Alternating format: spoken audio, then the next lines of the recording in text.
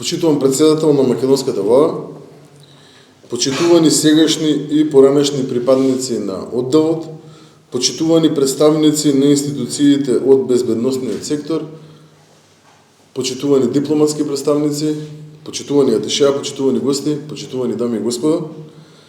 Денес го одбележуваме 18 февруари, денот на формирањето на одделот за заштита на определени личности и објекти.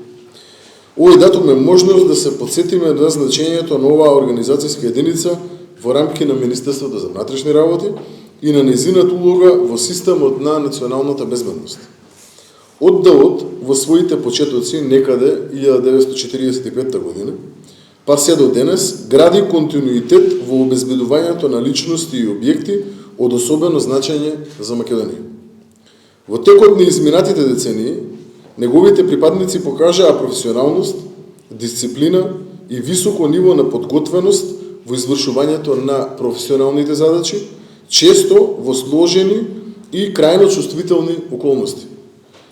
Вашата работа подразбира постојана будност, прецизна координација и целосна посветеност. Таа е суштинска за непреченото функционирање на институциите и за одржување на стабилност и безбедност.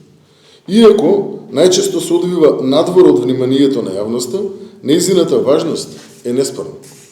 Во текот на 2025 година реализирани се обезбедување на 61 делегација и 153 меѓународни и домашни настани, кои се оценети со највисоки оценки од нашите меѓународни партнери.